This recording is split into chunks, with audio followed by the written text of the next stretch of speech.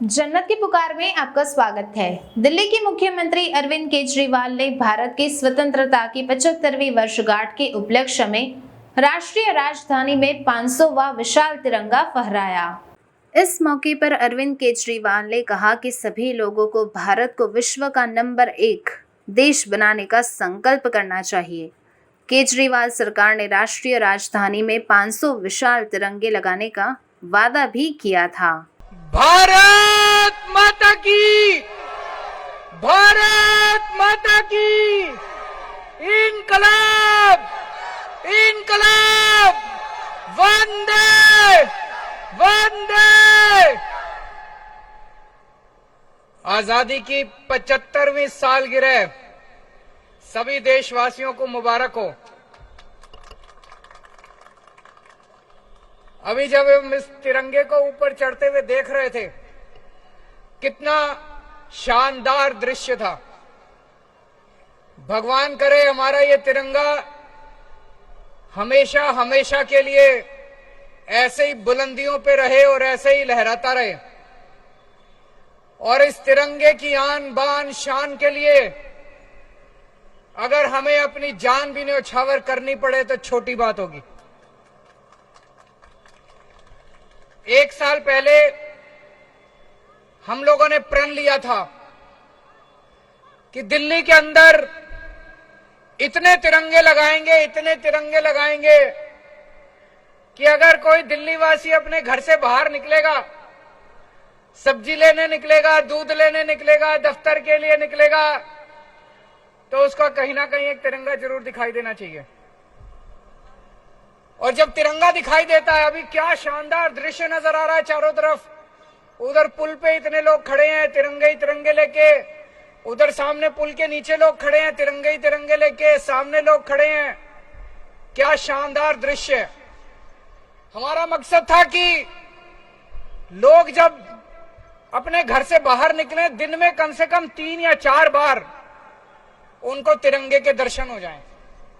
जब हम तिरंगा देखते हैं तो अंदर दिल में धक धक होती है, देशभक्ति जागती है, देश के लिए कुछ कर गुजरने की इच्छा जागती है। आदमी कुछ गलत काम कर भी रहा हो तो एक बार हिचक जाता है, यार देश के लिए मेरे को ये नहीं करना चाहिए।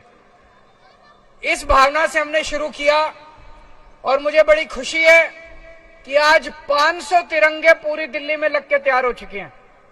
आज ये 500वां तिरंगा ऊपर गया है और पूरी दिल्ली के अंदर कोने कोने में अब जगह जगह तिरंगे लग चुके हैं। आज 75वीं वर्षगांठ के अवसर पे हमें एक प्रण और लेना है कि हम अपने देश को, भारत देश को दुनिया का नंबर 1 देश बना के रहेंगे। बनाना है कि नहीं बनाना है? हमें अपने भारत देश को दुनिया का नंबर 1 देश बनाना है। 75 साल में कई ऐसे देश हैं जो हमारे बाद आजाद हुए लेकिन हमसे आगे निकल गए। कई ऐसे देश हैं जो द्वितीय विश्व युद्ध में ध्वस्त हो गए, जापान, जर्मनी, खत्म हो गए थे देश, हमसे आगे निकल गए। क्यों भाई? हमारे में क्या कमी है? सब कुछ है। दुनिया के सबसे इंटेलिजेंट लोग भारत में रहते हैं, सबसे इंटेलिजेंट।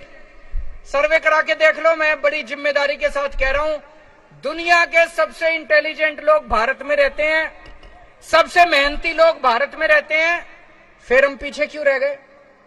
इसीलिए इस 75वीं वर्षगांठ के अवसर पे हम सब लोगों को प्रण लेना है, जो भी करना पड़े हम अपने देश को आगे बढ़ाएंगे।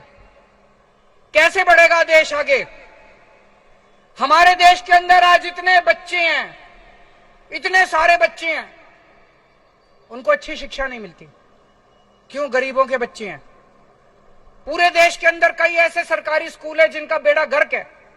कई ऐसे सरकारी स्कूल हैं जो बिल्कुल खंडर बने पड़े हैं। दिल्ली में भी पहले यही हाल था।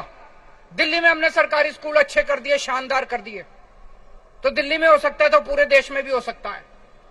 आज हमें प्रण लेना है कि हमें ऐसी व्यवस्था देश के अंदर कायम करनी पड़ेगी कि एक एक बच्चे को, इस देश के अंदर पैदा होने वाले एक एक बच्चे को, चाहे वो गरीब का बच्चा हो, चाहे अमीर का बच्चा हो, एक एक बच्चे को अच्छी से अच्छी शानदार शिक्षा मिलनी चाहिए। आज 75वीं वर्षगांठ के अवसर पे हमें प्रण लेना है कि हमारे देश के एक एक इंसान को, एक एक भारतवासी को अच्छे से अच्छा इलाज मिलना चाहिए।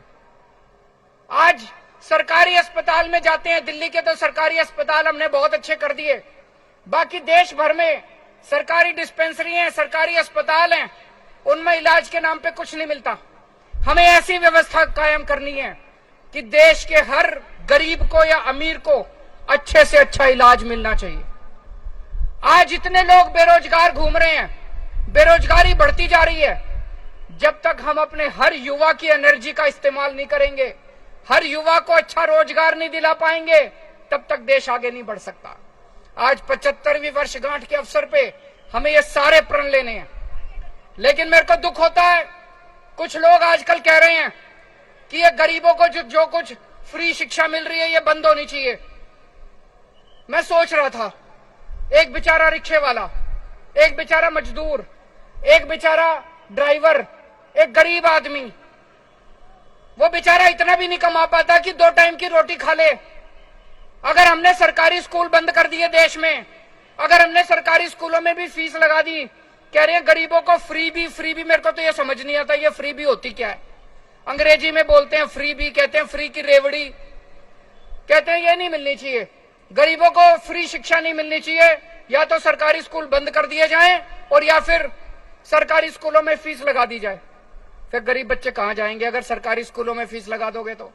गरीब बच्चे कहां जाएंगे अगर सरकारी स्कूल बंद कर दोगे तो? वैसे ही हमारे देश के अंदर गरीबों के बच्चों को ठीक से शिक्षा नहीं मिलती। अगर सरकारी स्कूल भी बंद कर दिए, हमारे देश में 70 से 80% बच्चे अनपढ़ रह जाएंगे। ये बिल्कुल नहीं होना चाहिए। आज आजादी के 75 साल के अवसर पे हमें कसम खानी है कि हमारे देश के हर बच्चे को अच्छी शिक्षा मिलनी चाहिए। हर बच्चे को अच्छी शिक्षा, चाहे गरीब का हो चाहे अमीर का हो। हम दुनिया में 39 देश, अमीर देश ऐसे हैं 39, जहां पे सारे बच्चों को फ्री शिक्षा मिलती है, चाहे अमीर का हो चाहे गरीब, सबको फ्री शिक्षा मिलती है, अच्छी शिक्षा मिलती है।